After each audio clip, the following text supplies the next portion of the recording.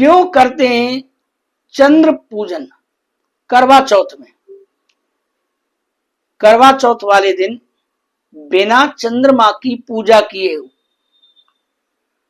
जल अर्घ दिए हम खाना नहीं खाते। अधिकतर हमारी माता बहनें खाना नहीं खाती हैं, पूरे दिन व्रत रखती हैं। तो इसके पीछे क्या रहस्य है? क्या आपने कभी सोचा है कि पूरे दिन निर्जला व्रत रखने के बाद आखिर चंद्रमा को ही क्यों पूजा जाता है? क्या इसके पीछे कोई गहरा रहस्य छुपा है या केवल एक परंपरा है जिसे हम बिना समझे निभाते जा रहे हैं? और अगर चंद्र पूजन सही विधि से न किया जाए तो क्या इसका प्रभाव पति पत्नी के जीवन पर पड़ सकता है? कहीं ऐसा तो नहीं कि हम इस पवित्र व्रत की असली शक्ति को समझे बिना ही उससे पूरा कर देते हैं और फिर उसके पूरे फल से वंचित रह जाते हैं? सावधान, क्योंकि आज का यह विषय आपकी सोच को बदल देगा। अगर आपने इस रहस्य को अंत तक नहीं जाना तो आप एक बहुत बड़ी सच्चाई से वंचित रह सकते हैं। इसलिए इस वीडियो को अंत तक जरूर देखें। और आगे बढ़ने से पहले आप सभी से निवेदन है, हमारे फेसबुक पेज कथावाचक पंडित अमरचंद भारद्वाज को अभी फॉलो करें, वीडियो को लाइक करें और कमेंट में लिखें राधे राधे, जय श्री राधे, ताकि आपकी आस्था इस ज्ञान से जुड़ सके। मैं हूं आपका अपना कथावाचक पंडित अमरचंद भारद्वाज और आज हम आपको बताएंगे करवा चौथ में चंद्र पूजन का ऐसा रहस्य जिसे जानकर आप हैरान रह जाएंगे। सबसे पहले समझते हैं करवा चौथ का व्रत क्या है।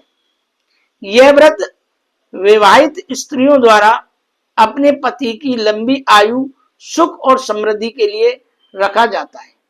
पूरे दिन बिना जल और अन्न के रहकर रात में चंद्रमा को अर्घ देकर ही व्रत खोला जाता है। अब एक महत्वपूर्ण प्रश्न, चंद्रमा को ही क्यों पूजा जाता है? हमारे शास्त्रों में चंद्रमा को शीतलता, प्रेम, सौम्यता और मन का कारक माना गया है। चंद्रमा का संबंध हमारे मन और भावनाओं से होता है। जब स्त्री चंद्रमा की पूजा करती है तो वह अपने दाम्पत्य जीवन, वैवाहिक जीवन में शांति, प्रेम और संतुलन की कामना करती है।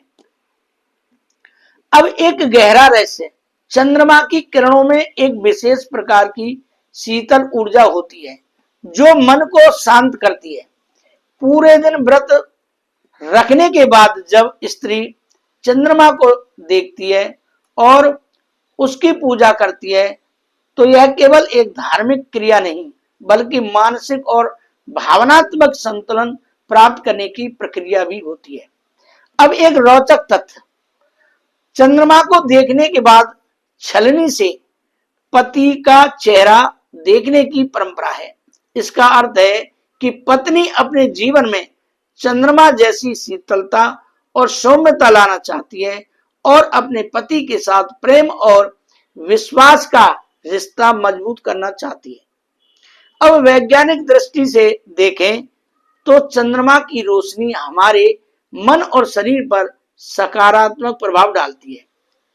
यह तनाव को कम करने और मानसिक शांति देने में सहायक होती है। अब सवाल उठता है, अगर चंद्र पूजन न किया जाए, चंद्रमा का पूजन न किया जाए तो क्या होता है?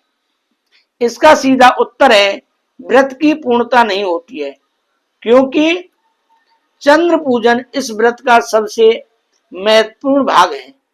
बिना इसके व्रत अधूरा माना जाता है।